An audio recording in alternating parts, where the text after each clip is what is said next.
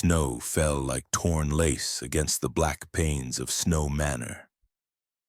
Inside the oak-paneled library, Lord Edmund Ashford lay face down across the Persian rug, a silver letter opener buried to the hilt between his shoulder blades. The fire hissed. The clock struck 3. No footprints marred the fresh drift outside the French windows, yet the room smelled of wet wool and gunpowder. A single red camellia, hothouse fresh, rested beside the corpse. Upstairs, 5 guests slept behind locked doors. Downstairs, Hercule Poirot closed his little gray cells around the impossible. Someone, he murmured, had murdered time itself. Chapter 1. The Locked House of Snow. Snow had begun to fall before the last guest crossed the threshold of Snow Manor, and by midnight it had become a living thing, thick, deliberate, erasing the world beyond the iron gates with a patience that felt almost personal. The manor itself stood on a rise above the frozen river, a gray stone beast with 17 chimneys and windows that stared like empty sockets. Inside, the air tasted of coal smoke and beeswax, of secrets polished to a high gloss. Hercule Poirot arrived at 20 minutes past 2 in the morning, summoned by a telephone call that had crackled like breaking ice. The village constable met him at the door with a lantern that trembled in his fist.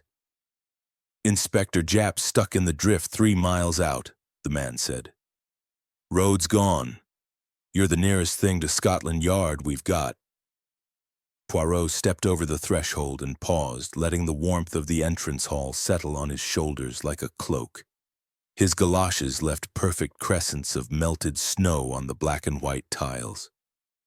He removed them with the precision of a surgeon, placing each beside the umbrella stand as though aligning evidence. "Tell me everything," he said, voice soft, almost amused. "Begin with the impossible." The constable, name of Hargreaves, cheeks raw from wind, led him through the baize door and into the west wing. Portraits of long-dead Ashfords glowered down, admirals, dowagers, a bishop with eyes like chipped flint. Their gilded frames caught the lamplight and threw it back in shivering fragments. "The library, sir. His lordship's in there. Been there since we found him." They passed beneath a chandelier draped in Holland covers, its crystals muffled like sleeping swans. The corridor smelled of damp stone and something metallic beneath. Poirot's nostrils flared. He catalogued the scent the way another man might read a newspaper. At the library door, Hargreaves hesitated. "It's locked from the inside, sir. We had to break the panel." Poirot examined the splintered oak. "Ah, you are a man of action, constable. Admirable, if premature." He slipped through the gap like a cat through a fence. The room beyond was vast and dim, lit only by the dying fire and a single green-shaded lamp on the desk. Books rose in mahogany cliffs to the ceiling. A ladder on brass wheels waited like a patient gallows.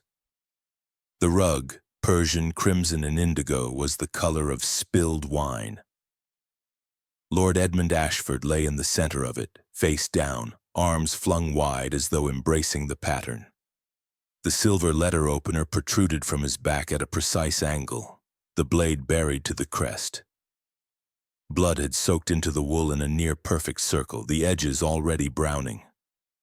A single red camellia rested beside his outstretched right hand, its petals luminous against the dark.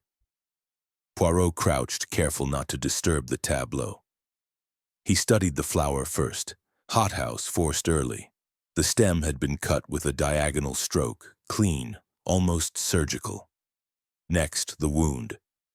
The letter opener had entered between the 5th and 6th ribs, angled upward, an intimate knowledge of anatomy. The handle bore the Ashford crest, a stag rampant beneath a coronet, yet the blade itself was bright, unblemished by time or use. "Curious," Poirot murmured.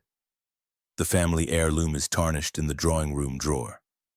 This is new." purchased perhaps for the occasion. He rose and circled the body, noting the absence of struggle. No overturned chair, no scattered papers. Only the blotter on the desk showed disturbance, a blot of ink shaped vaguely like a petal, and beneath it a single line in Ashford's impatient scrawl. "If I die, blame the camellia." The French windows were closed and latched from within.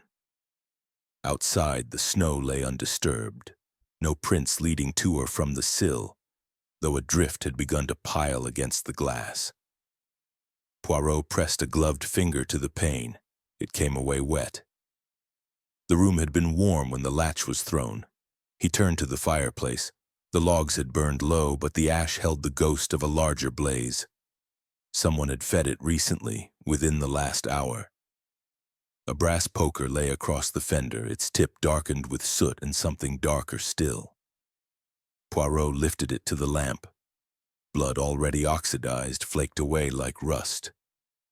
"Mon Dieu," he whispered. "The fire has been both witness and accomplice." Footsteps sounded in the corridor, measured, unhurried.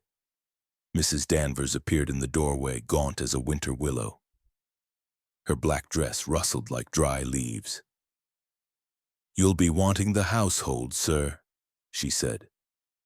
Her voice was flat, the accent clipped Yorkshire. "They're gathered in the morning room. None of us slept after. Poirot inclined his head. "Madame, you are the housekeeper?" 23 years, since before Master Edmund was breached. "Then you will know every creak of this house, every secret panel and priest's hole." Her eyes flicked to the body, then away. "Snow Manor keeps its own counsel, sir." Poirot smiled without warmth. "Tonight it will speak to Hercule Poirot." He followed her back through the portrait gallery. The ancestors seemed to lean forward as he passed, their painted eyes bright with malice. At the foot of the grand staircase, a grandfather clock stood sentinel. Its hands were frozen at 2:57. Poirot tapped the glass. The pendulum hung motionless. "Stopped," Mrs. Danvers said. "His lordship wound it himself every night at 11. Religious about it. Yet tonight it betrays him." Poirot opened the case. The mechanism was pristine, the weights untouched. Someone had halted it deliberately and recently, for the escapement still held the faint warmth of a human hand.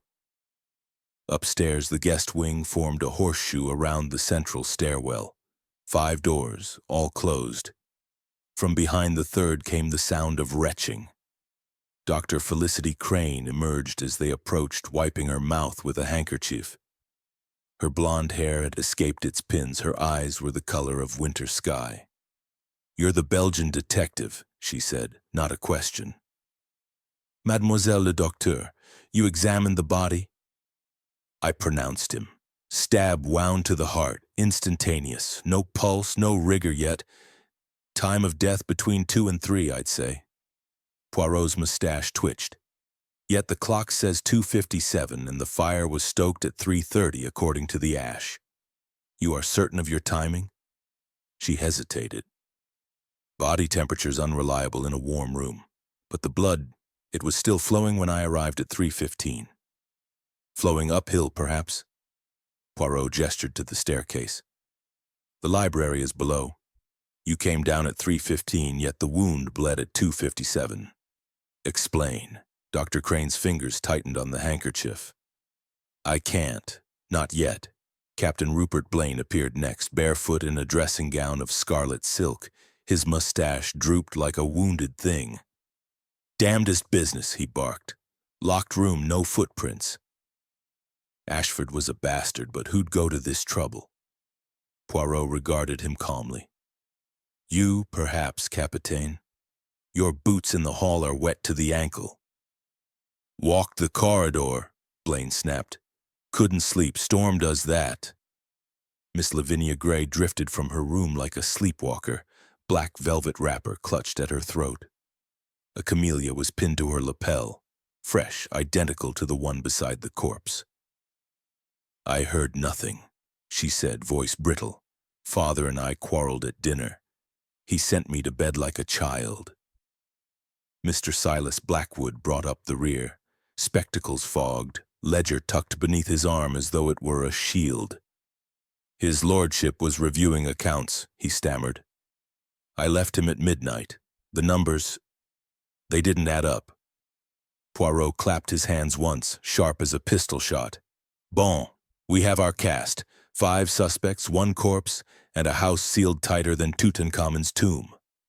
Let us begin. He led them downstairs to the morning room, where a fire crackled with false cheer. The windows here faced east. Beyond the glass, the snow fell in sheets, erasing the horizon. Poirot positioned himself before the hearth, small and immaculate, the only still point in a room of restless shadows. First, he said, the impossible. Lord Ashford was stabbed in a locked room, no footprints in the snow. The French windows latched from within, yet the murder weapon is new. The clock stopped, the fire stoked after death. Someone wished us to believe in ghosts. Captain Blaine poured brandy with a shaking hand. Ghosts don't bleed. Precisely. Poirot accepted a cup of tisane from Mrs. Danvers. Therefore, we deal with a flesh-and-blood killer who has studied illusion. Let us examine the stage. He returned to the library alone. The others watched from the doorway, silhouettes against the candlelight. Poirot moved like a dancer, touching nothing, seeing everything. He opened the French windows. Snow tumbled in, cold and clean. The latch was stiff but functional. He closed it again, noting the faint scratch on the brass. A fresh mark, as though a tool had been used. Back at the desk, he lifted the blotter.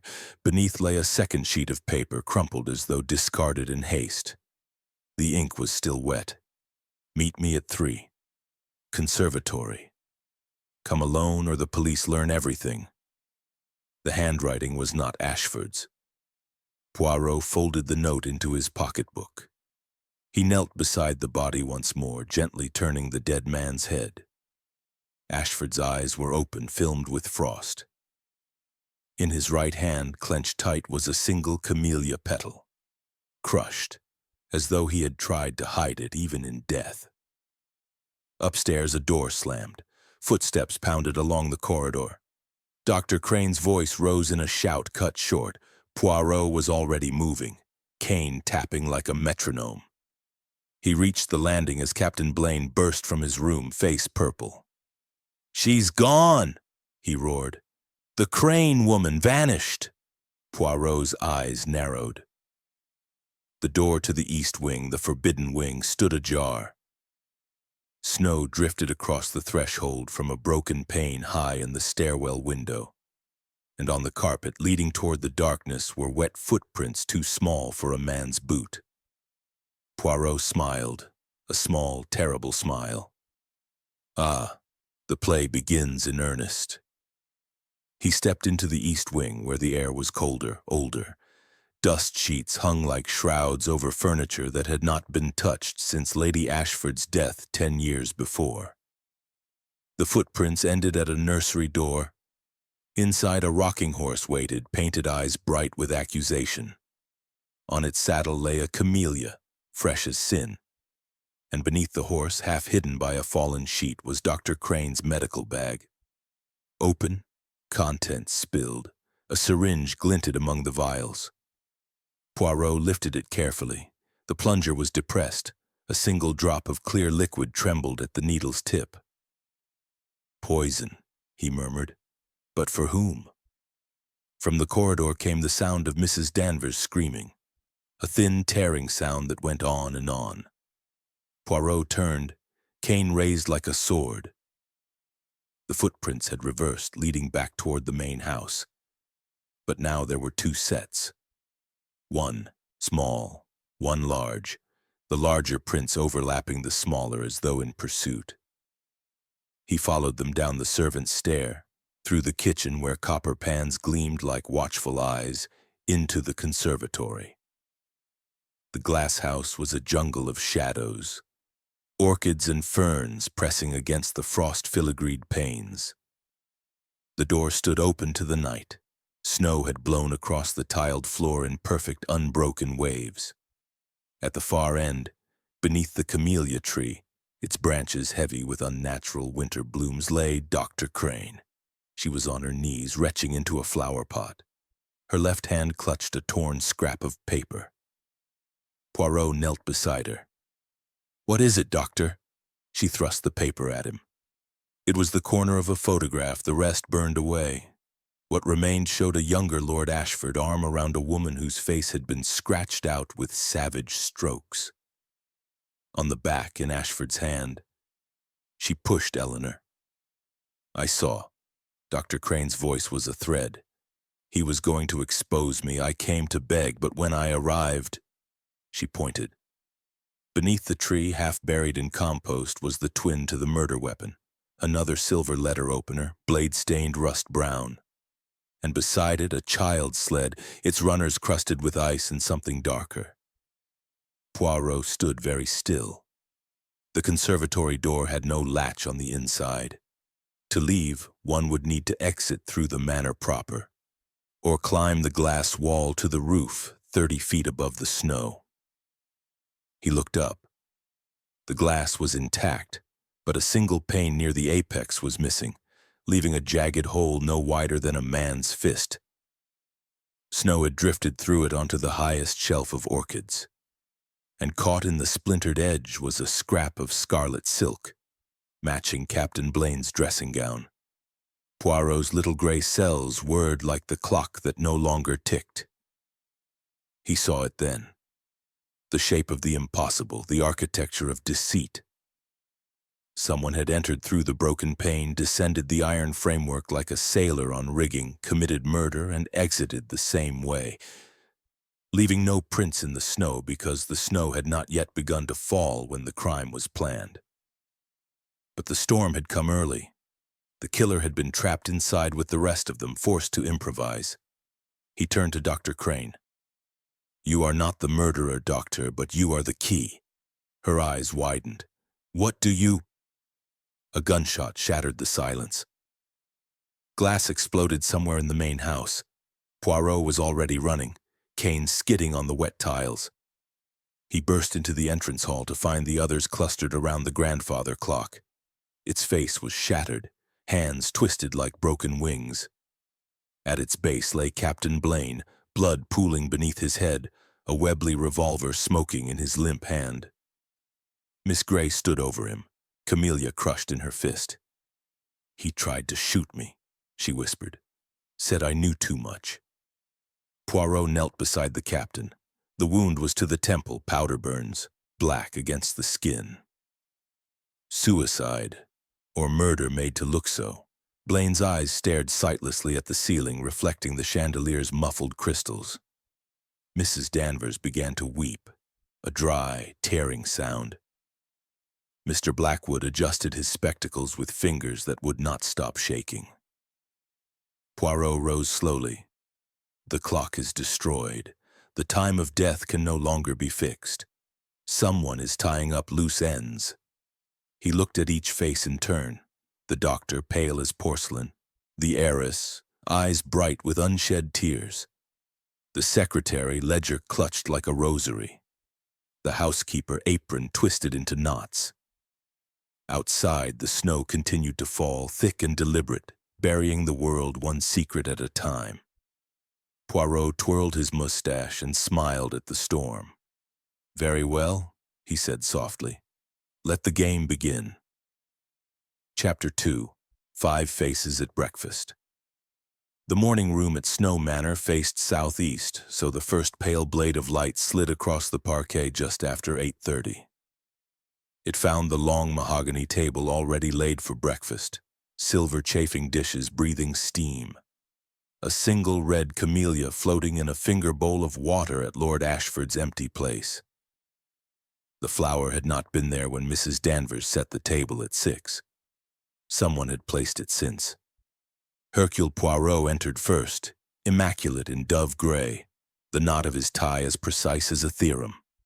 He paused on the threshold, surveying the room the way a chess master studies a board after the opponent's move. 4 people were already seated. The 5th chair, Ashford's, stood pushed back as though its occupant had risen in haste and never returned. Dr. Felicity Crane occupied the foot of the table, a medical journal open beside her plate, but her eyes were fixed on the camellia. She had not touched her coffee. Captain Rupert Blaine at her right buttered toast with military violence, crumbs scattering like shrapnel. Across from him, Miss Lavinia Gray picked at a grape, rolling it between gloved fingers until the skin split. Mr. Silas Blackwood, nearest the door, balanced a ledger on his knee and wrote figures with a fountain pen that scratched like an insect. Poirot took the chair opposite the empty place. Bon matin, we are 5, yet the table is set for 6. A gesture of respect or of expectation? Mrs. Danvers entered with a fresh pot of coffee. Her hands trembled, the spout rattled against the cups. His lordship always took breakfast at 8 sharp, she said. I set it out of habit. Habit, Poirot echoed, is the murderer's greatest ally, and sometimes his undoing. He lifted the camellia from the bowl. Water beaded on the petals like tiny lenses. This flower was cut within the hour. The stem is still bleeding sap. Who among you visited the conservatory before dawn? Silence. The fire crackled. Outside, the snow had stopped, leaving the world muffled in white. Dr. Crane closed her journal. I did. At 7, I needed air. The conservatory is the only place the air moves in this mausoleum. Yet you are a doctor, Poirot said. You know the danger of cold after shock. Why risk pneumonia? I needed to think. Her voice was steady, but the pulse in her throat betrayed her. Captain Blaine snorted. Think? About what, your forged credentials? Ashford was going to the medical council, wasn't he? The room stilled. Even the fire seemed to listen. Dr. Crane's cup clinked against the saucer. He threatened it, yes. During the war, I signed off on supplies that never existed. Men died for lack of morphine. Ashford had letters. Blackmail, Poirot murmured. A motive as old as Cain. Blaine leaned forward. And what about my motive, little man? Ashford held my vowels, 20,000 pounds, said he'd call them in unless I left the country. I'd have swung for it. Lavinia Gray laughed, a brittle sound. You? Leave. You haven't left a card table sober since 29.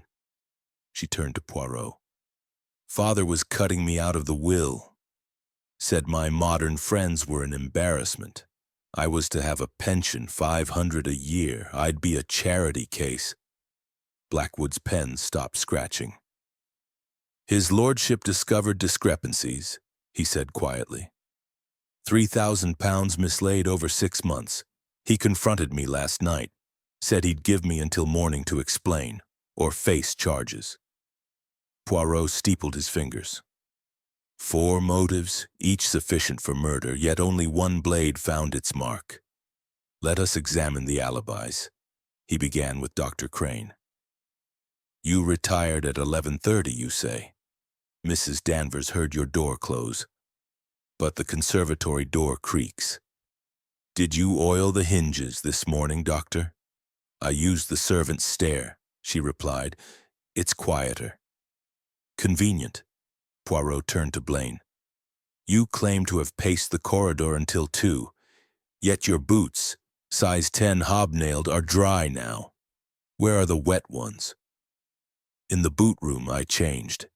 At what hour? 3, perhaps. Yet the boot room is locked at midnight. Mrs. Danvers has the only key. Blaine's jaw worked. Then she let me in. Mrs. Danvers, lingering by the sideboard, shook her head. I was in my room all night, sir. Bolt on the inside. Lavinia spoke next. I took a sleeping draught at midnight. I heard nothing until Dr. Crane screamed at 3:15. Blackwood closed his ledger. I worked in the study until 1. His lordship came in at 12:30, furious about the accounts. He locked himself in the library at 1:15. I went to bed. Poirot rose and crossed to the window. The snow lay in perfect waves, unbroken except for a single set of prints leading from the kitchen door to the coal shed and back. The prints were small, Mrs. Danvers' size. "Someone fetched coal at dawn," he said. Yet the library fire was stoked at 3:30 according to the ash. "Who carried the scuttle then?" Mrs. Danvers paled. I did, sir. At 3. His lordship rang. Said he was cold." Poirot whirled. "He rang? From a locked room?" "The bell wire runs through the wall to my pantry. It jingled once, faint. I thought I dreamed it. But when I passed the library door at 3:30, the fire was high. I saw the glow under the door." Poirot's eyes gleamed. "Then the murder occurred after 3:30. The clock was stopped earlier to mislead us. But why ring for coal if already dead?" He returned to the table and lifted the camellia again. "This flower is the key. It appears beside the corpse in the water bowl, in Miss Gray's buttonhole. Someone is signing their work." Lavinia touched the flower at her lapel. "I found it on my pillow when I woke. I thought it a cruel joke." Dr. Crane stood abruptly. "I've had enough. I'm going to the library to examine the body properly." Poirot blocked her path. "Non, docteur. The body has been moved." A collective gasp. Mrs. Danvers crossed herself. "Moved," Blaine barked. "Observe." Poirot led them to the library. The rug had been rolled back. The chalk outline of Ashford's body was 3 feet from where it had lain. The letter opener was gone. "Constable Hargreaves arrived at 6, Poirot said. "He swears no one entered. Yet the scene is disturbed. Someone returned in the night." On the desk, the forged note, "If I die, blame the camellia," had been replaced by another in different ink. "The game is not over." Blackwood's hand flew to his mouth. "That's my pen, the one I left in the study." Poirot opened the desk drawer. Inside lay a second letter opener identical to the first, blade clean. And beneath it a train ticket, London to Dover, dated yesterday in Captain Blaine's name. Blaine stared. "I never—" The lights flickered. A bell rang somewhere deep in the house. Sharp, insistent. Mrs. Danvers gasped. "That's the East Wing bell. It hasn't rung since Lady Ashford died." Poirot was already moving. "To the nursery, vite!" They followed him up the servants' stair, footsteps echoing like gunshots. The East Wing door stood open. Snow had drifted across the threshold. The nursery was as Poirot had left it, rocking horse, spilled medical bag, camellia on the saddle. But now the horse rocked gently, though no wind stirred the air. And on the floor in fresh red ink someone had written, "1 down, 4 to go." Dr. Crane knelt, touched the ink, still wet. This was done in the last minute.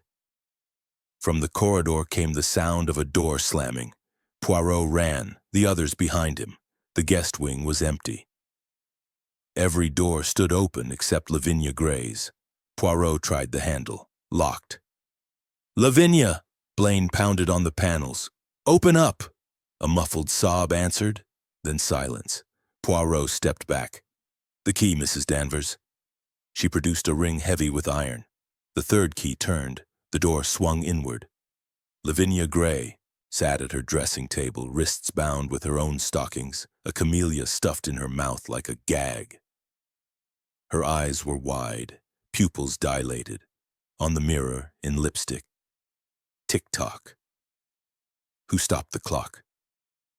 Poirot untied her swiftly. She spat out the flower, gasping. "He was here, masked, said father's death was only the beginning." "Who?" Blaine demanded. "I couldn't see, but he smelled of camphor and gun oil." Poirot's gaze fell on the window. It was latched, but the sill bore a single wet footprint, pointing inward. Size 10, hobnailed. He turned to Blaine. "Your boots, Capitaine. They are wet again." Blaine looked down. His bedroom slippers were soaked through, snow melting into the carpet. I was in the boot room, he stammered, looking for my revolver. Poirot smiled thinly. The revolver that fired the blank yesterday? Or the one that killed Lord Ashford? The lights went out. In the darkness, someone screamed. A gunshot cracked, close, deafening. When the emergency lamps flickered on, Captain Blaine lay on the rug, a neat hole in his forehead, the Webley smoking in his own hand. Dr. Crane knelt beside him.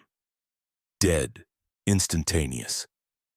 Poirot stared at the corpse, then at the others. Suicide? Or the second murder made to look so? On the wall above Blaine's body, fresh lipstick spelled, 2 down.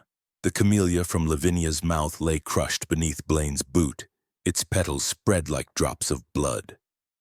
Poirot twirled his mustache, eyes bright as winter stars. The killer is among us, he said softly, and the breakfast is far from over. Chapter 3. The Camellia in the Ink. The library smelled of cold iron and old paper.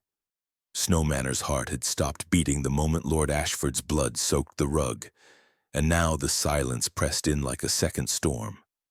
Poirot stood alone beneath the green-shaded desk lamp, the only living thing in a room of ghosts. The chalk outline of the body had been smudged by many feet. The letter opener was still missing.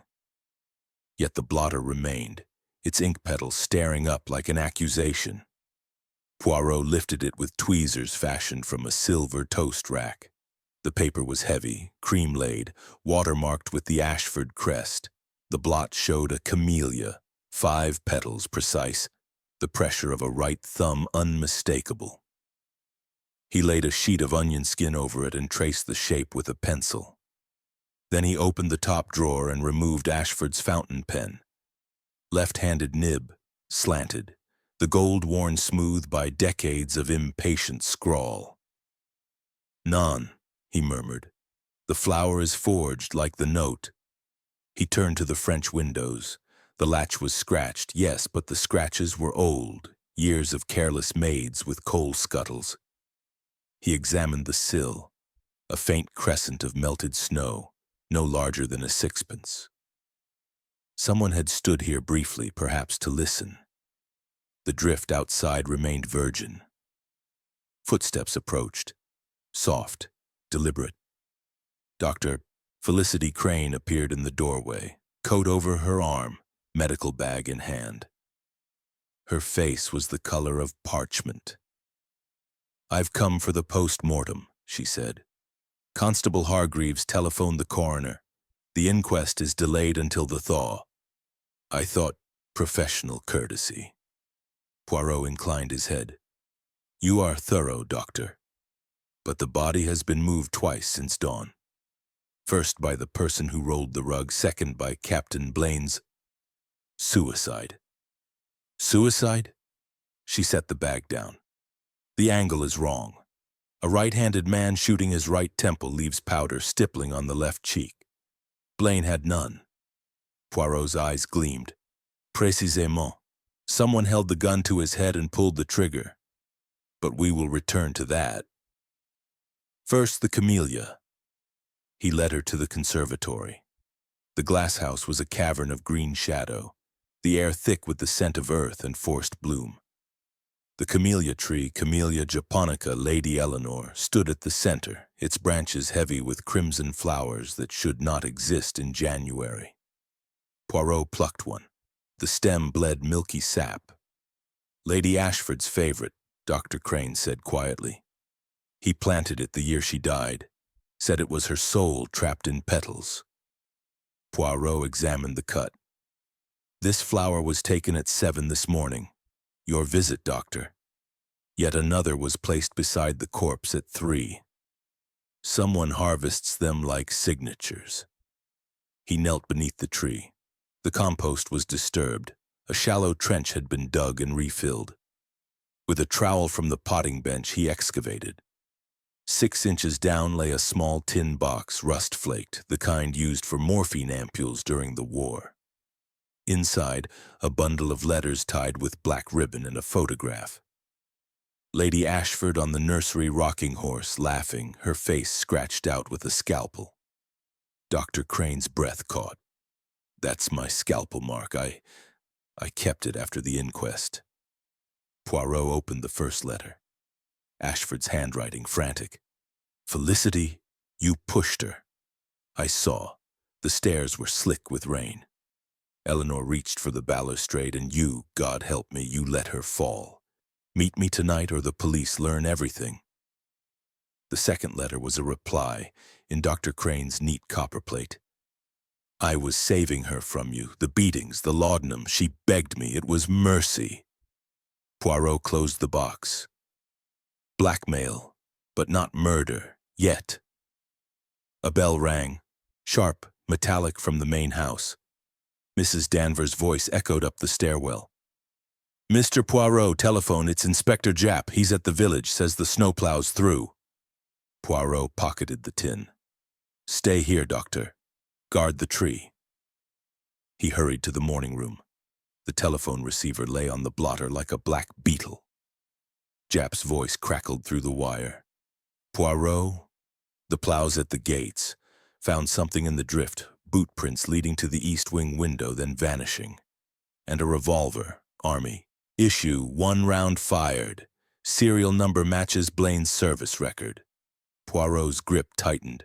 Bring it to the library. And the plowman, did he see anyone? Only tracks. Small boot, then larger overlapping, like someone was carried. Poirot hung up. He returned to the conservatory to find Dr. Crane gone. The camellia tree had been stripped bare. Petals lay scattered like drops of blood. On the potting bench, a fresh message in green ink. The doctor knows too much. Poirot followed a trail of petals through the servants' corridor to the kitchen. Mrs. Danvers stood at the range, stirring porridge with mechanical strokes. Her apron was wet to the elbows. Where is Dr. Crane? Poirot demanded. Gone to her room, sir, said she felt faint. Poirot took the stairs 2 at a time. Dr. Crane's door was locked. He knocked once, sharply. No answer. He shoulder-charged the panel. The old wood gave with a splintering crack. The room was in chaos. Drawers emptied, bedclothes slashed. On the dressing table, the medical bag lay open, syringes shattered. Dr. Crane sat in the window seat, wrists bound with surgical tape, a camellia forced between her teeth. Her eyes were wide, pupils pinpricks. Poirot freed her. She spat out the flour, gasping. He came through the window, masked, smelled of camphor. Said if I spoke of the letters, I'd be next. Poirot examined the window. It opened onto the east wing roof, 30 feet above the snow. A rope of knotted sheets dangled into the void. At the sill, a single hobnail print, size 10, the twin of Blaine's boot. Impossible, Poirot murmured. Blaine is dead. He helped Dr. Crane to her feet. Her legs buckled. He caught her. The letters, she whispered. He took them. But there's another copy in the nursery safe. They descended to the east wing. The nursery door stood open. The rocking horse rocked gently, though the air was still. The safe, a small chub behind a painting of Lady Ashford, had been forced. Inside, empty, except for a single camellia petal and a note in Ashford's hand. If you're reading this, I'm dead. The camellia is the key. Trust no one. Poirot's little gray cells whirred. He saw it then. The architecture of terror. Someone was orchestrating fear, staging discoveries, moving bodies and evidence like pieces on a board. The murderer was not satisfied with one death. They wanted the house to devour itself. A scream shattered the silence. Lavinia Gray from the main staircase. Poirot ran. Lavinia stood at the balustrade, pointing downward. On the hall tiles below, arranged in the shape of a camellia, were 5 objects. At the center, a fresh camellia bloomed impossibly on the cold stone. Lavinia's voice trembled. It wasn't there 10 minutes ago, I swear. Poirot descended slowly. He lifted the ledger. The missing pages detailed payments to an account in Zurich, £3,000, signed by Silas Blackwood. But the signature was forged. The slant was wrong, the pressure too heavy. He turned to the sled runner. The bend was recent. Metal fatigue showed bright, and on the curve a smear of library soot. Mrs. Danvers appeared, wringing her apron. "The coal shed, sir. Someone's been at the sled again. Tracks lead to the conservatory roof." Poirot looked up. The chandelier swayed gently, though no draft stirred. From its central hook dangled a noose of crimson silk, Captain Blaine's dressing gown cord. A bell rang, the east wing bell again, frantic. Poirot raced upward. The nursery door slammed in his face. He heard the key turn. "Open!" he shouted. "In the name of—" A gunshot. Wood splintered. Poirot kicked the door. Inside, Silas Blackwood stood over the rocking horse, a smoking derringer in his hand. The horse's painted eye had been shot out. Sawdust bled from the wound. I heard someone," Blackwood stammered. "Thought it was the killer returning." Poirot disarmed him with a twist of the wrist. "You heard opportunity, monsieur. The ledger pages, the sled, the noose, all your stage props. But you made one mistake." He pointed to the camellia on the floor. Its stem had been cut with left-handed scissors, Ashford's scissors, from the desk. Blackwood was right-handed. Blackwood's spectacles slipped. "I don't—" Poirot's smile was gentle, terrible. "You forged the note, oui. You moved the body to plant the camellia. But the flower beside the corpse was cut at 3, after Ashford was dead. You could not have known the exact minute unless you were there. Yet your alibi places you in bed." Blackwood lunged for the window. Poirot tripped him with his cane. The secretary sprawled across the nursery rug, glasses skittering. From the corridor came the sound of running feet. Constable Hargreaves, Japp behind him, snow on their boots. Japp held up the revolver from the drift. "Ballistics match the slug in Blaine's head," he barked. "But the prints on the grip are smudged except one clear thumb. Female." Poirot looked at Dr. Crane, who had followed silently. Her hands were steady now, but her eyes held a century of guilt. "The camellia in the ink," Poirot said softly. "It was your thumbprint, Doctor. You pressed the flower to the blotter when you wrote the second letter. You killed Ashford to silence him forever." Dr. Crane smiled, a small, sad thing.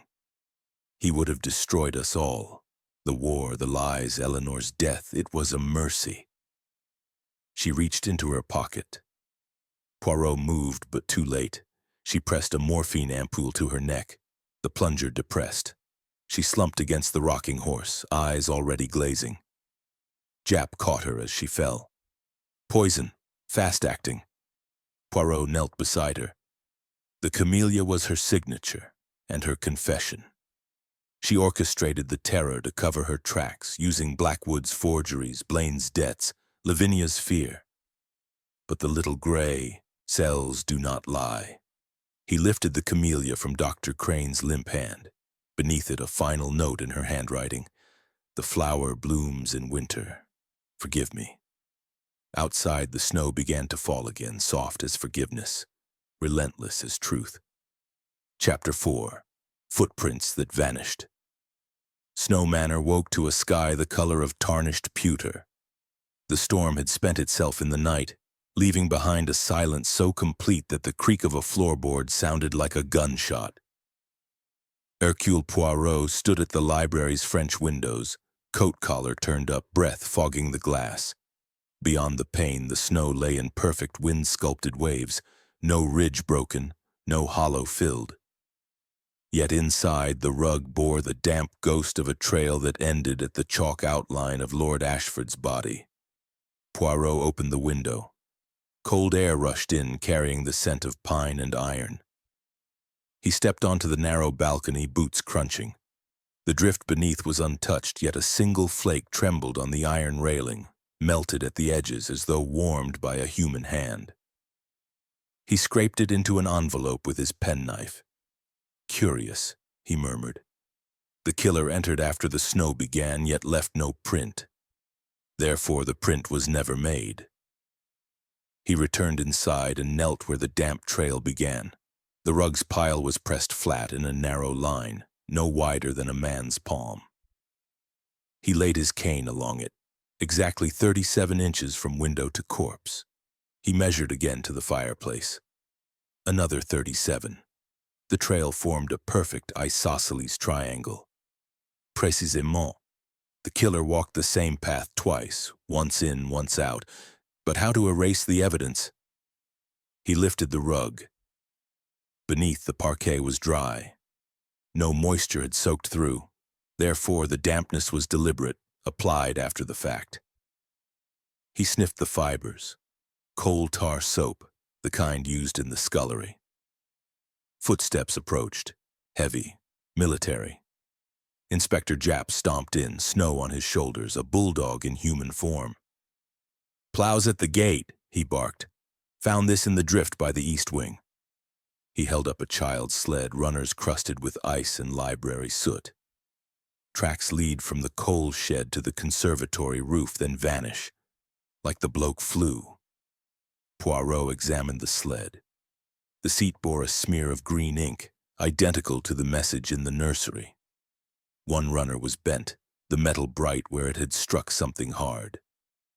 "Mon ami," Poirot said, "your flying man walked on stilts, or rather on this sled turned backward. Observe." He flipped the sled. The runners reversed formed narrow skis. A man could stride across fresh snow, pressing the runners deep, then drag the sled behind to smooth the prints. The bent runner explained the single disturbance near the coal shed. "But the roof?" Japp scratched his head. "Patience." Poirot led him to the conservatory. The glass house was a ruin of shattered orchids and stripped camellia branches. The iron framework rose 30 feet to the apex where a pane was missing. A knotted rope of sheets dangled from the highest crossbar, ending 10 feet above the floor. "Someone climbed down," Japp said, "then up again." But how did they reach the roof from outside? Poirot pointed to the coal shed visible through the glass. "The sled. Our killer skied to the shed, climbed to the roof via the lean-to, entered through the broken pane, descended the framework, committed murder, and exited the same way, before the snow deepened." Japp whistled. "Clever bastard, but why the camellias?" "Signature," Poirot replied, "and misdirection. Come." They returned to the library. The others waited. Lavinia Gray, pale in black velvet. Silas Blackwood, spectacles fogged. Mrs. Danvers, apron twisted into knots. Dr. Crane's body had been moved to the morning room, shrouded in a sheet. Poirot addressed them. "The footprints that vanished were never there. The killer used the sled to cross the snow, entered via the conservatory roof, stabbed Lord Ashford at 3:47, precisely when the clock was stopped to mislead us. But one detail betrays him." He held up the sled runner. "This bend. It struck the conservatory doorframe as the killer fled. The metal is bright, the damage fresh. Who among you visited the coal shed last night?" Silence. Then Blackwood cleared his throat. I fetched coal at 2, his lordship rang. Yet Mrs. Danvers says the bell wire was cut at midnight." Poirot's eyes narrowed. "You lie, monsieur." Blackwood's hand trembled. "I needed air. The storm—" Lavinia interrupted. "He's lying. I saw him from my window at 3. He was dragging something across the snow, the sled." Poirot turned to her. "You watched from your room? Yet your curtains were drawn when I checked at 4. "I opened them," she whispered. "I couldn't sleep." Japp stepped forward. "Miss Gray, you're under caution. The rope of sheets came from your room." Lavinia's eyes widened. I tied my own curtains when the wind tore them. Someone must have stolen the sheets." Poirot lifted the rope. The knots were sailors' hitches, perfect, complex. "Who here served in the Navy?" No one spoke. Then Mrs. Danvers said quietly, "Captain Blaine, he taught the gardener's boy." "Blaine is dead," Jap reminded. "Précisément." Poirot's gaze swept the room. Someone impersonated him. The scarlet dressing gown cord, the hobnail boots, props. The killer dressed as Blaine to confuse us. He knelt by the fireplace. The poker lay across the fender, its tip still bloodied. He scraped it. Flakes of dried blood and green paint came away. "Paint from the sled," he said. "The killer used the poker to bend the runner, then tried to burn it, but the fire was too low." Blackwood lunged for the door. Jap caught him by the collar. "Going somewhere?" I need air." Poirot blocked his path. "You needed 3,000 pounds, monsieur. You forged the ledger, cut the bell wire, stopped the clock. But you did not kill Ashford. You were the accomplice." Blackwood sagged. "He said it was a joke, a lesson for his lordship. We'd scare him, demand the money, then leave on the sled, but when I entered the library..." He broke off, sobbing. Lavinia stared at him, horrified. Poirot completed, "Dr. Crane was already there. She stabbed Ashford to silence him forever. You helped her stage the scene, the camellias, the footprints, the rope. But she betrayed you. She killed Blaine to tie up loose ends, then tried to frame you with the ledger pages." Jap snapped handcuffs on Blackwood. "Silas Blackwood, I arrest you for conspiracy to murder." "Wait," Poirot raised a hand. "The true killer is still among us." He turned to Mrs. Danvers. "You fetched coal at 3:30, you said. Yet the scuttle in the library is full. And your boots, size 5, identical to the prints by the east wing window." Mrs. Danvers backed away. I was following orders." "Whose?" "Lady Ashford's." Her voice cracked. "She never died. She's been in the East Wing all these years. His lordship kept her prisoner after the fall. Dr. Crane helped, laudanum, restraints. When he threatened to expose them, she..." A scream cut her off. Lavina Gray pointed to the French windows. Outside, in the snow, fresh prints appeared, 1, 2, 3, leading from the manor to the frozen river. Then they stopped. A hole gaped in the ice, black water swirling. Poirot ran. The others followed. The hole was wide, the edges jagged.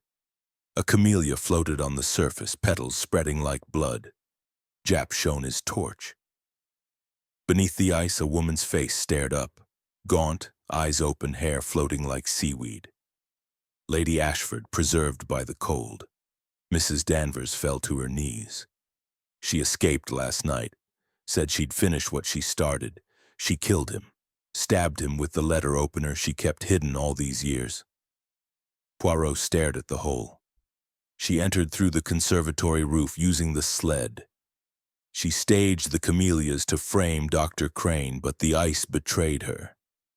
He knelt, touched the camellia. Beneath it, frozen in the water, was the missing letter opener, blade red with rust and blood. Jap hauled Mrs. Danvers to her feet. "Conspiracy and accessory after the fact. You'll hang for this." She laughed, a dry, broken sound. "She was already dead. I only kept her secret." Poirot looked at the manor, its windows blind with snow. The footprints vanished because they were never there. The killer walked on the ice, fell through, and the river took her. The perfect crime, ended by nature herself. He turned away.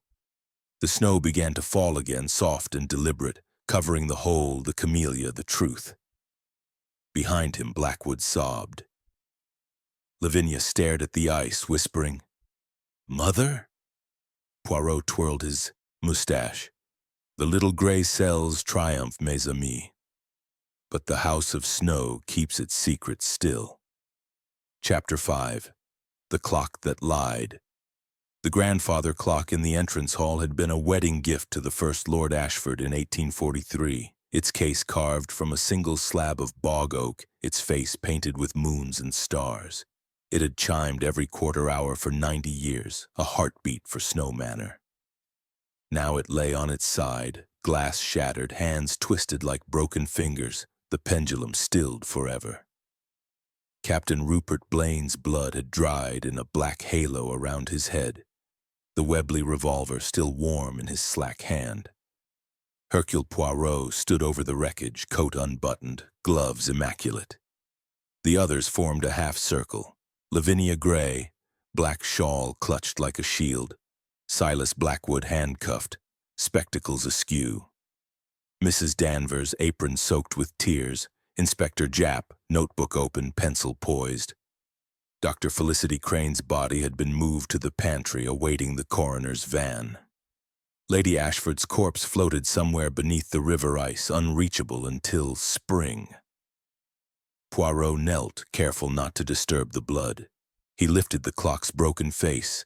The hands were fixed at 3:47, precisely the minute the library clock had been stopped. He turned the dial with a gloved finger. It moved freely. Someone had forced it forward, then shattered the mechanism to hide the tampering.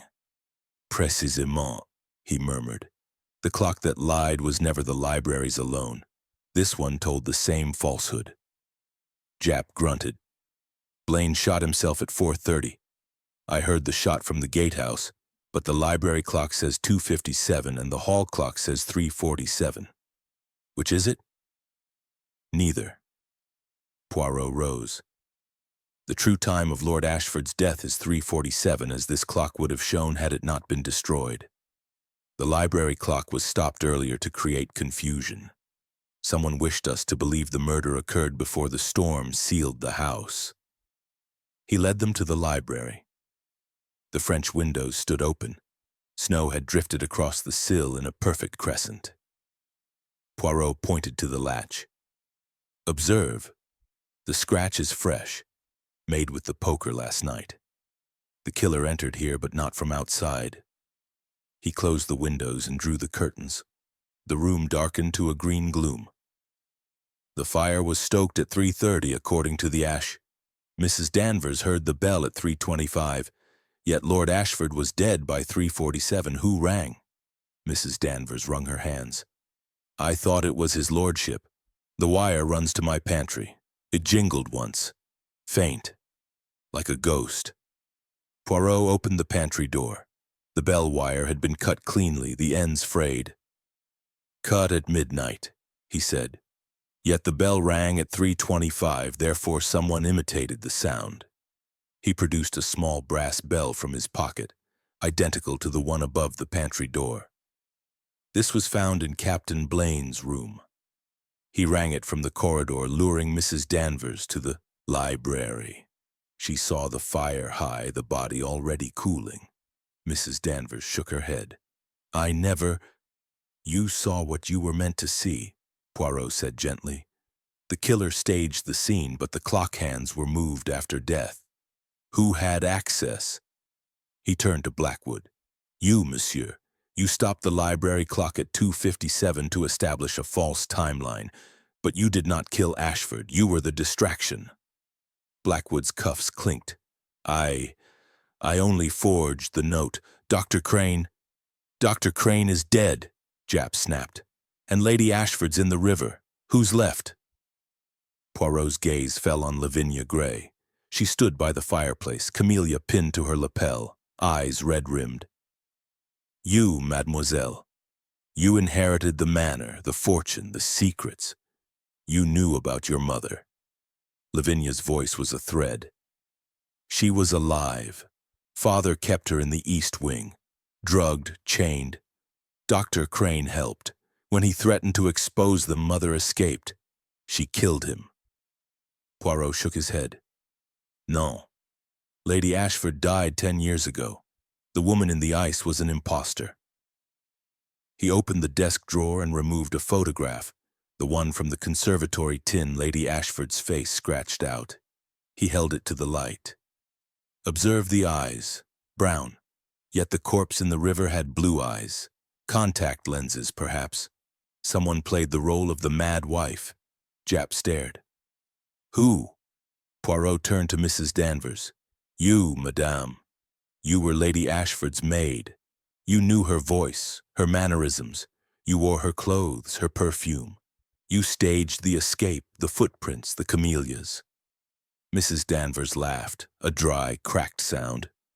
You think I climbed the conservatory roof at my age? You had help. Poirot gestured to Blackwood. He forged the letters, cut the bell wire, moved the clocks. You rang the bell from the pantry wearing Lady Ashford's dressing gown. You stabbed Lord Ashford with the letter opener you kept hidden since her death. He opened the pantry cupboard. Inside, a black dress hung, camellia pinned to the lapel. The hem was wet with river water. You fell through the ice while fleeing. The current carried you under the bridge, but you climbed out downstream, returned through the coal cellar. Mrs. Danvers lunged for the poker. Jap caught her wrist. Easy, love, Poirot continued. The clock lied because you needed time. You stopped the library clock at 2:57 to suggest the murder occurred before the storm. You advanced the hall clock to 3:47 to match the library fire. You shot Blaine with his own gun to silence him. He knew too much about the forgery. Lavinia stepped forward. You killed my father for money? Mrs. Danvers spat. He killed your mother. Laudanum beatings. I kept her alive in secret. When he found out, he threatened to burn the East Wing. I had no choice. Poirot's eyes softened. Choice is always there, madame. You chose revenge. He lifted the broken clock face. Beneath it, a small key gleamed. The nursery safe. You hid the real will there, disinheriting Lavinia, leaving everything to Dr. Crane. But Crane discovered your plan. She tried to poison the port, then herself. Jap snapped cuffs on Mrs. Danvers. Murder, conspiracy, forgery, you'll swing, old girl.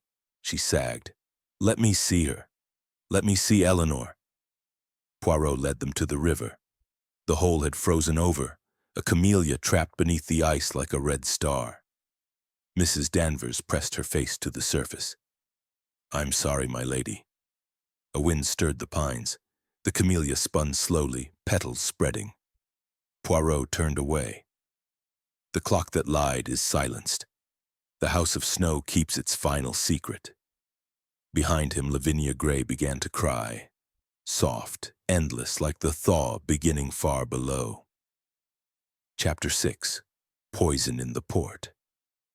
The morning room had become a tribunal, snow pressed against the tall windows like a silent jury, and the fire spat resin as if reluctant to warm the guilty. A decanter of 1908 Taylor's Port stood on the gate-leg table, its ruby glow catching the chandelier's fractured light. Beside it, a single crystal glass bore a faint white residue at the rim.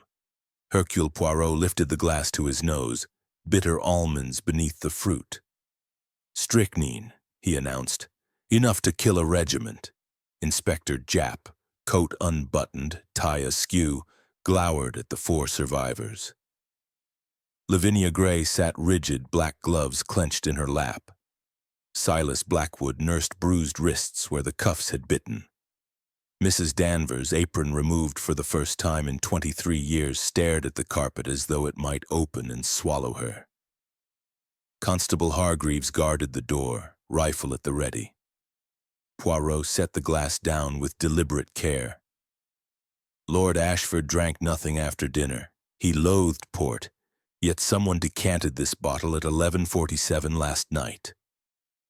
The sediment is undisturbed except for one pour.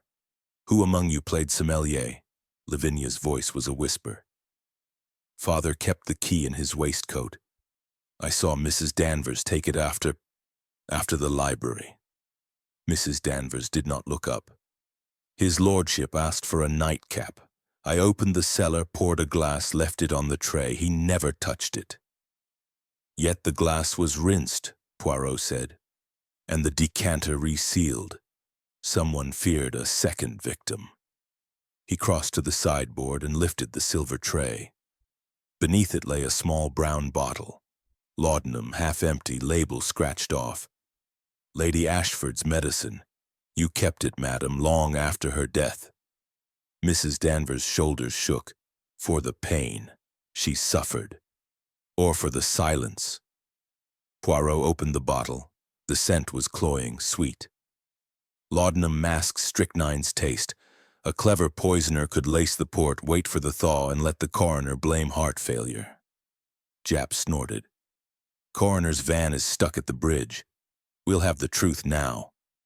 Poirot turned to Blackwood. You forged the ledger, oui. But you also forged the wine label. The tailor's is €8, yet the foil is new. Purchased in London last month. You bought poison at the same chemist.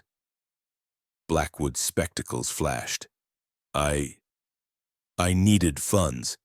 Dr. Crane promised half the estate if I helped frame his lordship. Dr. Crane is dead, Jap reminded. Précisément. Poirot's gaze swept the room. Yet the poison remains. Someone planned a second murder. He opened the decanter and poured a thimbleful into a clean glass. The liquid swirled clear, then clouded as crystals settled. Strychnine dissolved slowly in alcohol. The killer stirred, then resealed. But they forgot the cork. He held up the cork, a perfect thumbprint in green wax, camellia petal green. The conservatory sealing wax, used to mark Lady Ashford's letters. Lavinia stood. That's mother's wax. Mrs. Danvers kept it in the nursery. Mrs. Danvers laughed, a sound like breaking ice. Your mother kept everything. The poison, the letters, the child. Silence fell. Lavinia's gloved hand flew to her throat. What child? Poirot opened the nursery photograph, the one with the scratched-out face. He turned it over. On the back, in faded ink, Eleanor and baby R, 1919. Rupert, Poirot said softly. Captain Blaine was your half-brother, mademoiselle. Illegitimate, acknowledged in secret. The will you burned left everything to him. Lavinia swayed. Jap caught her elbow. Easy, miss, Poirot continued. Mrs. Danvers discovered the child after Lady Ashford's death. She raised him in the East Wing, drugged, hidden. When Lord Ashford threatened exposure, she and Dr. Crane planned murder. Blackwood forged documents. Blaine was to inherit, then vanish. He lifted the laudanum bottle. But Blaine grew greedy. He demanded his share early. Mrs. Danvers poisoned the port for him. Mrs. Danvers lunged for the decanter. Jap intercepted, wrestling her to the rug.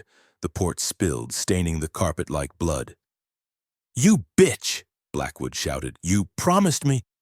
Silence. Poirot's voice cut like a scalpel. The poison was never for Blaine alone. Observe.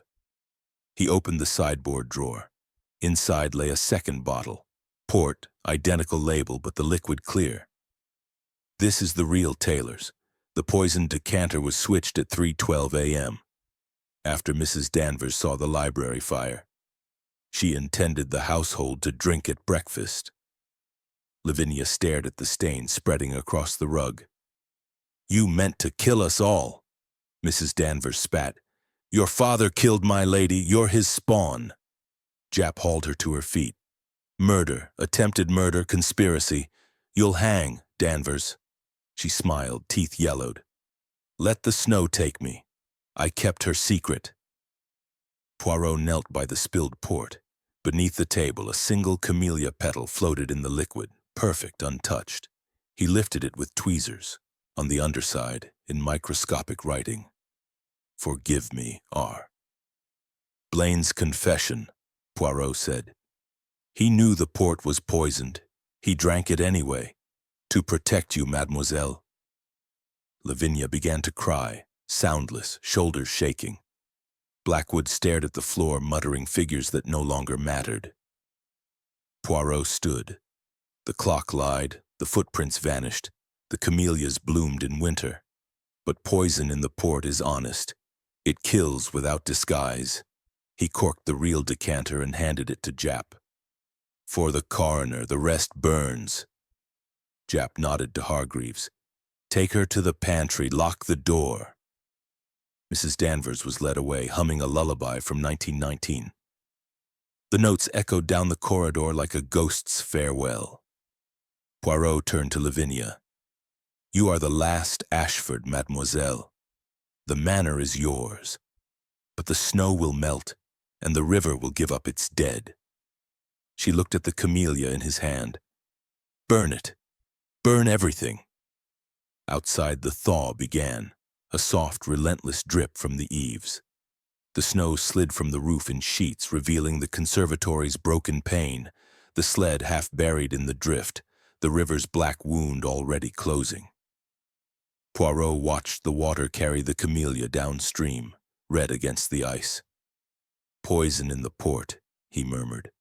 But the true venom was love, twisted, hidden, lethal. The fire settled into embers.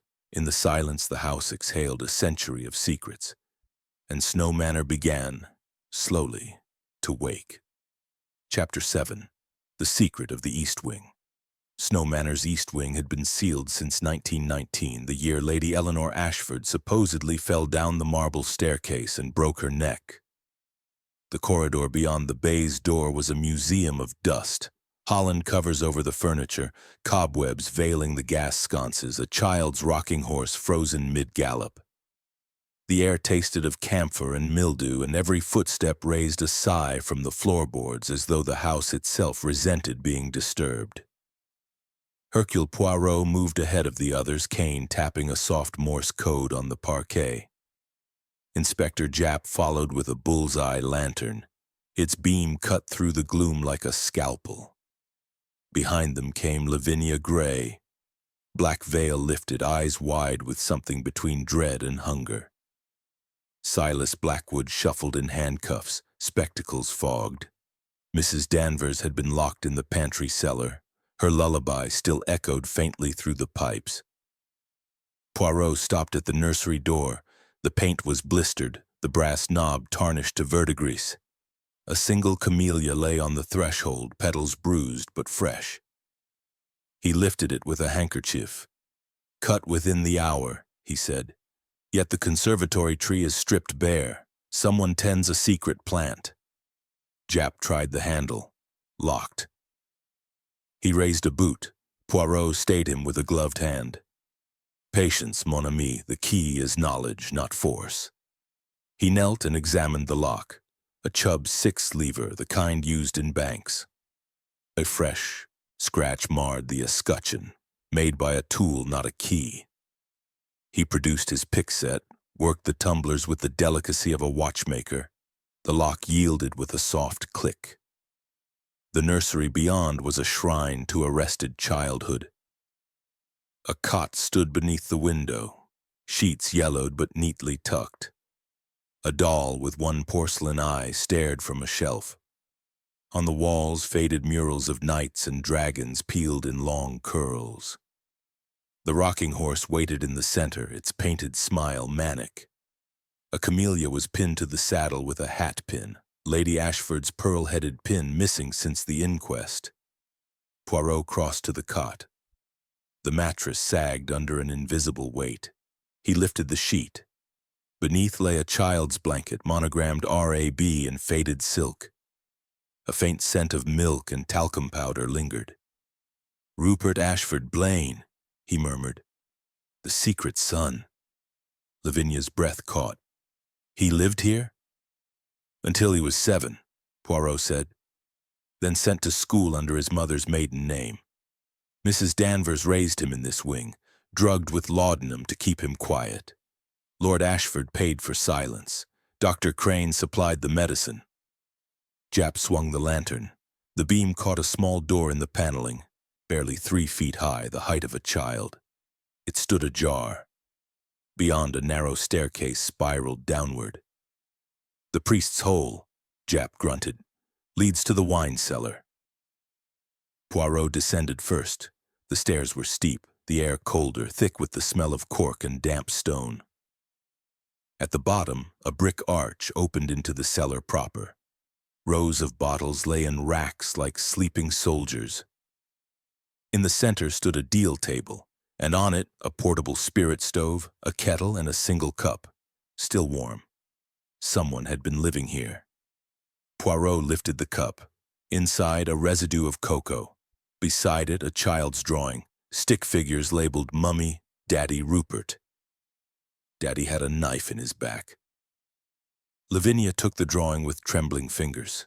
He knew. Précisément. Poirot opened a crate marked 1908 port. Inside, not wine, but bundles of letters tied with black ribbon and a leather-bound journal. He opened the journal to the last entry, dated 3 days ago. Father comes tonight. Says he will burn the wing with me inside. Mrs. D says we must stop him. Dr. C brings the knife. I am afraid, but I will be brave like a knight. The handwriting was a child's, large, careful loops, yet the ink was fresh. Jap whistled. Blaine wrote this? He was 35. No, Poirot said softly. Rupert never left the wing. He was kept a child, drugged, hidden, taught to hate. Mrs. Danvers and Dr. Crane created a weapon. He moved to the far wall. A section of rack swung outward on concealed hinges, revealing a narrow passage. The air here was warmer, lit by a single electric bulb, wired illicitly from the main house. The passage ended in a small chamber, a camp bed, a gramophone, stacks of boys' adventure books. On the wall, a calendar stuck on December 1919. A camellia was pressed between the pages. Poirot lifted the flower. Beneath it, a photograph, Mrs. Danvers, younger, holding a toddler with Captain Blaine's eyes. On the back, for my lady, he will avenge you. Lavinia began to cry. They made him a ghost. Poirot turned to the gramophone. A record lay on the turntable, Chopin's Funeral March, the label scratched out. He lifted the needle. Beneath the disc, a reel of recording wire. He held it to the light. Faint magnetic traces. Blaine's voice, he said. Recorded as a child, played through the speaking tubes to mimic Lord Ashford's bell, the ghost that rang at 3:25. Jap scratched his head. But Blaine was shot in the hall. Captain Blaine was the decoy, Poirot replied. The real Rupert never left the wing. Mrs. Danvers dressed the captain in the scarlet dressing gown, sent him to pace the corridor. When Dr. Crane killed Ashford, Rupert watched from the priest's hole. He saw everything. He opened a small trunk. Inside, a child's sailor suit blood-stained at the collar, a silver letter opener twinned to the murder weapon, a bottle of strychnine crystals, and a diary in Rupert's hand, the final entry dated yesterday. Mrs. D says tonight we finish it. I will be the knight. I will save Mummy. Poirot closed the diary. The poison in the port was for the household. Rupert was to inherit as the lost heir. But Lavinia's existence complicated the plan. Lavinia touched the sailor suit. He was my brother. Half-brother, Poirot corrected gently. And Mrs. Danvers' weapon. She kept him alive on hate. A sound echoed from the passage. Soft, deliberate footsteps. Jap raised the lantern. A figure stood in the doorway, small, stooped, dressed in the sailor suit. The face was Blaine's, but the eyes were a child's, wide, terrified, ancient. Rupert, Lavinia whispered. The boy man raised the letter opener. His voice was high, cracked. You killed Daddy.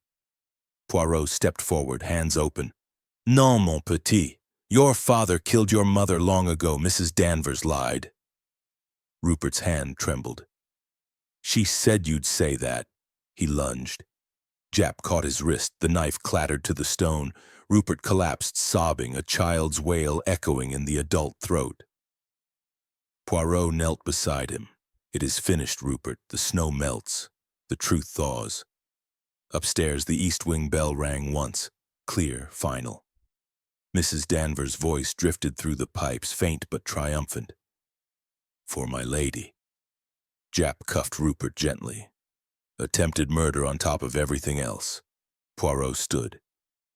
He is the last secret of the East Wing. Take him to the light. They led Rupert upward. The nursery door stood open. Sunlight, thin and winter pale, slanted through the broken pane. The rocking horse rocked once, then stilled. On the saddle, the camellia had withered to brown.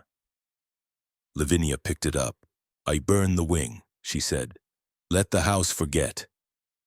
Poirot watched the snow slide from the roof in silver sheets. "Some secrets burn poorly, mademoiselle, but the east wing is closed forever."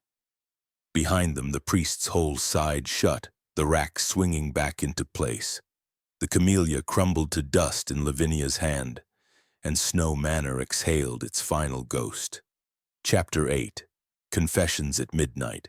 The great hall of Snow Manor had become a confessional.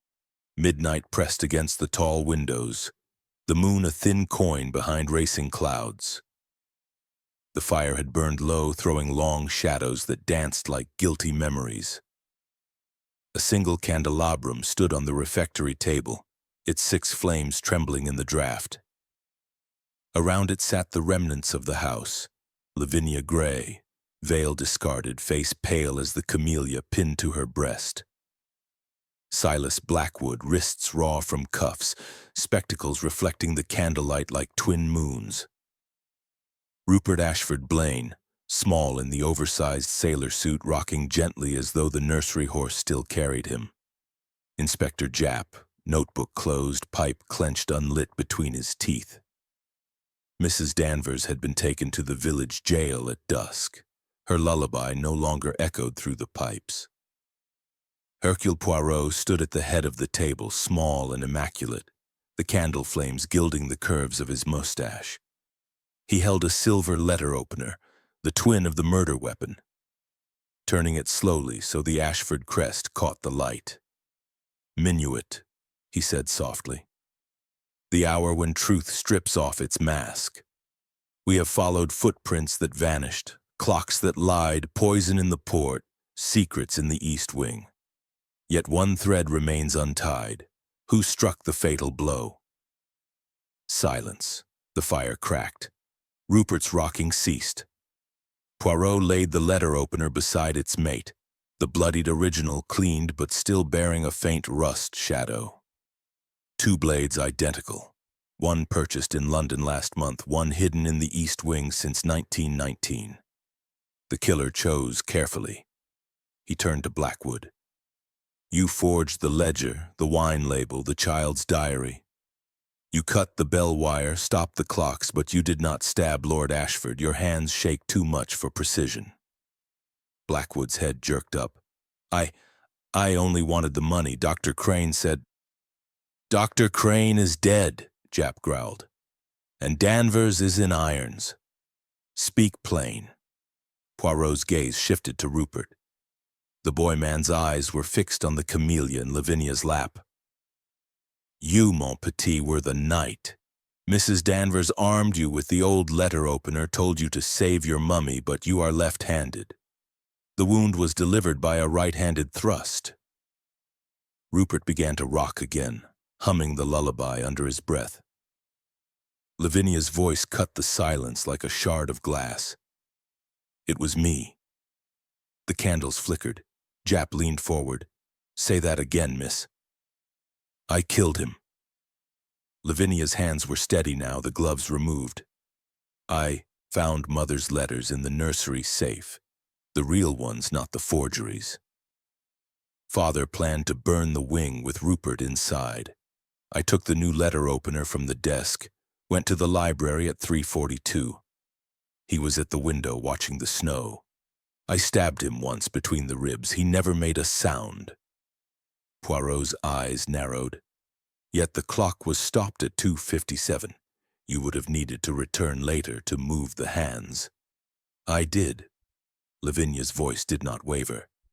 "At 4:15, after Mrs. Danvers stoked the fire. I wore her apron, her boots. I planted the camellia from the conservatory, forged the note in Blackwood's ink. I wanted it to look like madness, a family curse." Japp opened his notebook. "And Captain Blaine." Rupert's double. Mrs. Danvers dressed him in the scarlet gown, sent him to pace the corridor. When he demanded his share, I shot him with his own gun. I pressed his finger to the trigger after. Blackwood lunged across the table. "You promised me half." Lavinia smiled, a small, terrible thing. "I lied." Poirot lifted the bloodied letter opener. "Observe the angle. The blade entered upward from a height of 5 feet 2 inches, the height of Mademoiselle when wearing Mrs. Danvers' boots. The thrust required strength but not precision. Rage is a powerful teacher." He opened the nursery diary to a fresh page. Blank until now. With Lavinia's fountain pen, he wrote a single line in her hand. "I saved my brother." The ink matched the forged note perfectly. Jap snapped cuffs on Lavinia's wrists. "Murder, conspiracy, forgery. You'll stand trial, miss." She did not resist. "The manor is mine now. Rupert will be cared for. The east wing burns at dawn." Rupert stopped rocking. "Lavinia," his voice was a child's, lost. "Will you read me the dragon story?" She touched his cheek with cuffed hands. "Every night, little knight." Poirot watched them, his little gray cells quiet for once. He opened the French windows. The snow had stopped. The moon hung full and cold above the river. The ice had cracked in a perfect circle where Lady Ashford's body lay, the camellia still floating like a red seal. He turned back to the room. Confessions at midnight. The house has spoken. The snow melts, the river thaws, the truth rises. Jap led Lavinia away. Blackwood followed, muttering figures that would never balance. Rupert trailed behind, clutching the sailor suit's hem. Poirot remained alone with the candles. He lifted the camellia from the table. Lavinia's last token. Beneath it, a final note in her handwriting. "The dragon is dead. The princess rules." He crumpled it, tossed it into the fire. The flames took it greedily, curling the paper to ash. Outside, the thaw quickened. Water dripped from the eaves in a steady rhythm like a clock resetting itself. Snow Manor exhaled, its secrets melting into the night. Poirot closed the windows. "The little gray cells triumph," he murmured. "But the heart, alas, keeps its own counsel." The candles guttered. One by one they died. In the darkness, the house settled into silence, waiting for spring. Chapter 9, The Mirror and the Knife. The library at Snow Manor had become a stage after the final act.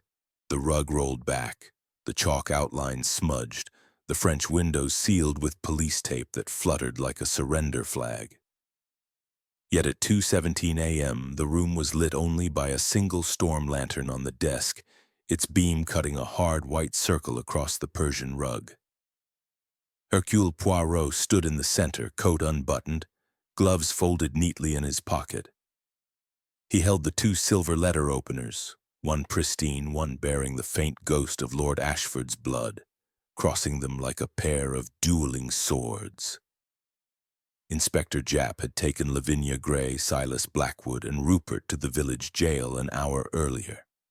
The snowplow's engine still echoed in Poirot's ears, a mechanical heartbeat fading down the valley. Mrs. Danvers remained in the pantry cellar, singing her cracked lullaby to the pipes. The house was empty, yet Poirot felt watched. He laid the knives on the blotter and opened the bottom drawer.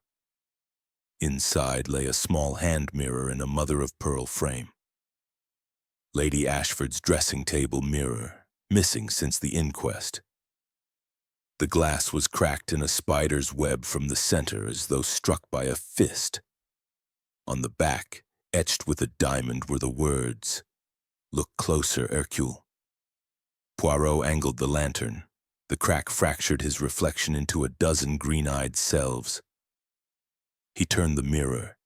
Beneath the velvet lining, a folded sheet of vellum had been slipped, thin as onion skin, the ink still sharp. "If you read this, I am gone. The knife is not the weapon. The mirror is. Trust the reflection, not the hand that holds it." E.A. Poirot's mustache twitched. He carried the mirror to the fireplace. The overmantel was a vast gilt rectangle, its glass darkened by decades of smoke. He held the hand mirror at an angle.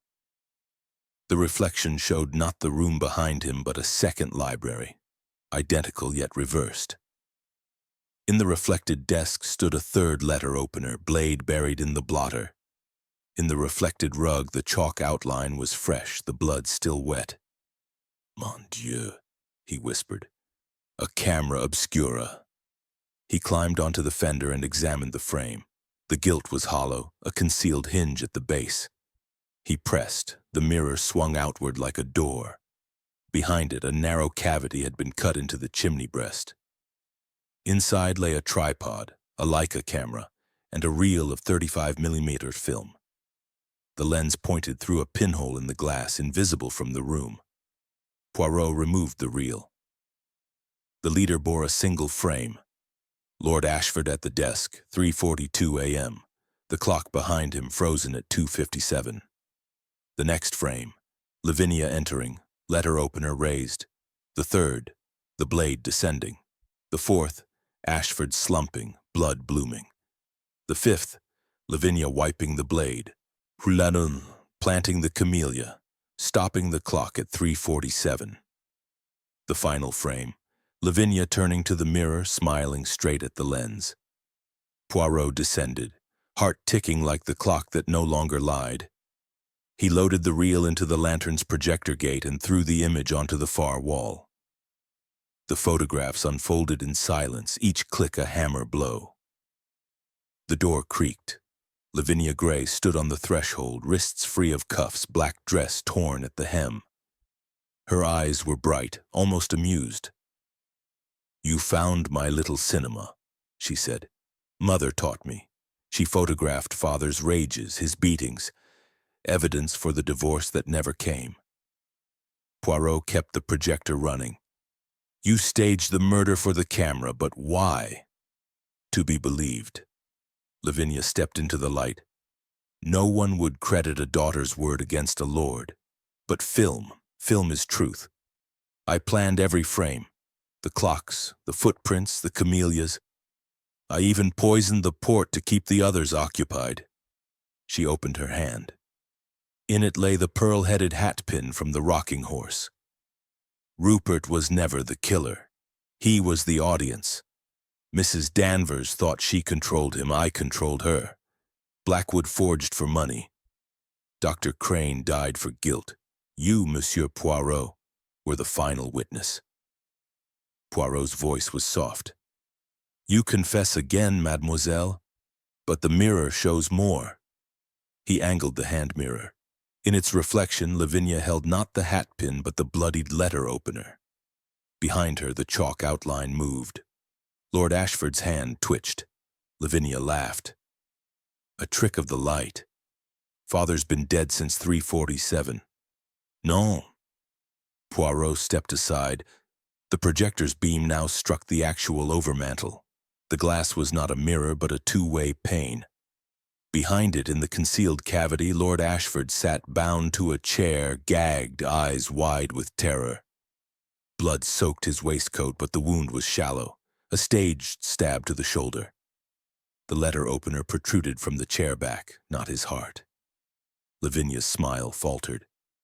"Impossible. I felt his pulse stop." "You felt what you wished," Poirot said. "Dr. Crane taught you anatomy. You nicked the brachial artery. Enough blood for drama, not death. You stopped his heart with a syringe of potassium chloride, then restarted it with adrenaline when the camera stopped. A resurrection for the lens." He crossed to the cavity and cut Ashford's bonds. The Lord gasped, color returning to his lips. She said it was a film, for the inheritance, then the needle. Lavinia backed toward the French windows. "You can't prove." Poirot held up the film reel. "Every frame is proof. The mirror recorded your rehearsal. The knife your performance. You meant to expose your father's crimes, then inherit as the wrong daughter. But the house had other plans." Ashford staggered to his feet. "Lavinia." "Why?" She turned on him, eyes blazing. "Because you killed Mother. You pushed her. I saw it in the nursery mirror when I was 5. You thought I forgot. I never did. Poirot's voice was gentle. Memory is a mirror, mademoiselle. It reflects what we choose to see. You chose vengeance. Lavinia lunged for the letter opener. Poirot was faster. He caught her wrist, twisting until the blade clattered to the rug. Ashford sank into his chair, weeping. From the corridor came the sound of boots. Jap, recalled by telephone. He burst in, Hargreaves behind him. Poirot? What the devil? Arrest Mademoiselle Gray, Poirot said, for attempted murder, fraud, and the most elaborate charade in my career. Jap cuffed her. She did not resist. The film, she whispered. Show it at the trial. Let the world see what he was. Poirot loaded the reel into an evidence envelope. The world will see what you both were. Father and daughter, mirror images. As Jap led her away, Lavinia paused at the door. The camellia in the mirror, did you see it? Poirot looked. In the hand mirror's reflection, a single red flower bloomed on the blotter. Impossible. Perfect. He turned to the real desk. Nothing.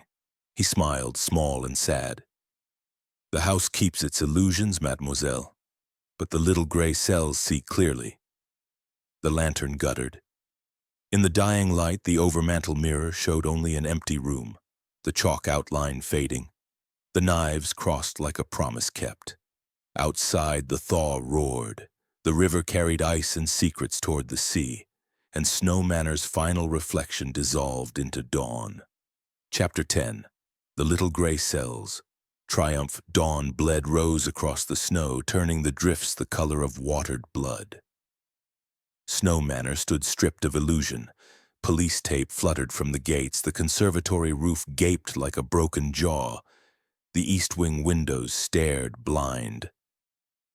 The thaw had come in earnest. Water roared from the eaves, carving channels through the ice. The river had swallowed its dead and given nothing back. Hercule Poirot stood in the library, the storm lantern extinguished, the overmantel mirror sealed behind fresh plaster. The Persian rug had been rolled away. The parquet bore only the faint ghost of the chalk outline. On the desk lay the evidence in neat rows: 2 silver letter openers, the Leica reel, the cracked hand mirror, the camellia pressed between glass slides. Lord Edmund Ashford sat in his chair, bandaged, alive, eyes hollow. Lavinia Gray stood beside him in handcuffs, veil gone, hair unbound. Inspector Jap leaned against the door frame, pipe finally lit, smoke curling like a question mark. Poirot addressed them all, voice soft but carrying to the rafters. Mesdames, messieurs, the play is ended. Let us draw the curtain with clarity. He lifted the first letter opener, the bloodied one. This blade wounded but did not kill. Mademoiselle Gray staged the murder at 3:42, nicking the brachial artery for drama. Dr. Crane's syringe stopped the heart. Her second siren restarted it. The clock at 2:57 was a false witness, moved earlier by Mr. Blackwood to create confusion. He set it down and took the pristine blade. This twin was purchased in London to replace the original, hidden in the East Wing since 1919. Mrs. Danvers kept it for the night, Rupert, the secret son, but Lavinia stole it for her film. He held up the Leica reel. 47 frames. The mirror behind the mirror recorded everything. Lavinia rehearsed for weeks, using the camera obscura her mother taught her. She forged Blackwood's ledger, Crane's letters, Danvers' lullabies. She poisoned the port to occupy us, shot Captain Blaine, the decoy, with his own gun, pressed his finger to the trigger. Jap exhaled smoke. And the camellias? Signature and misdirection. Poirot lifted the pressed flower. Lady Ashford's flower, forced in the conservatory. Lavinia cut them at precise intervals to mark her timeline. The one in the mirror, impossible, perfect, was light on film, a trick of the pinhole lens. Ashford's voice was a croak. She meant to ruin me. Non, milord, Poirot corrected gently. She meant to save you and herself. The film was to be her evidence. Your rages, your crimes against her mother. But vengeance overtook justice. She confessed too soon, then tried to silence you forever. Lavinia's eyes met Poirot's. You saw the reflection, the camellia that wasn't there. Précisément. The house played its part. Snow Manor is built on secrets, priests' holes, speaking tubes, mirrors within mirrors. Your mother's ghost was never Lady Ashford, but the house itself, reflecting what we brought to it. He turned to Jap. The charges, Mademoiselle Gray, attempted murder, conspiracy, fraud. Mrs. Danvers, accessory, concealment of a birth. Mr. Blackwood, forgery, obstruction. Rupert, none. He was the pawn, drugged since childhood. Jap nodded to Hargreaves. Take her to the van. Lavinia did not resist. At the door she paused. The east wing. Burn it. Ashford stirred. It stays. The house is mine. The secrets die with me. Poirot's smile was small. Secrets melt, my lord, like snow. He opened the French windows. The air was warm, almost spring-like. The river roared below, black water churning with ice. A single camellia floated past, petals spreading, then sinking. Jap clapped Poirot on the shoulder. Another triumph for the little gray cells. Non, mon ami. A tragedy. The mirror showed two killers, father and daughter, each convinced of the other's guilt. The knife was only the prop. He lifted the hand mirror. The crack had caught the dawn. His reflection was whole again. He slipped it into his pocket. Ashford rose, steadying himself on the desk. What now, detective? Now you live with the truth. The manor is yours, but the ghosts are free. Outside, the snowplow's engine coughed to life. Lavinia was, led across the gravel, her shadow long in the rising sun. Rupert followed in the sailor suit, clutching a storybook. Mrs. Danvers was brought last, singing softly. Blackwood shuffled behind, muttering figures. Poirot watched them go. The vans disappeared down the valley, tires hissing on wet stone. The house stood empty, doors open to the wind. He returned to the library one final time. On the blotter lay a fresh camellia, impossible, perfect. He lifted it. Beneath, a single frame of film, undeveloped. He held it to the light, his own face reflected in the mirror, smiling. Poirot twirled his mustache. The house keeps one secret still. He slipped the frame into his waistcoat beside the hand mirror. Then he stepped into the morning, cane tapping a farewell on the threshold. The thaw roared on.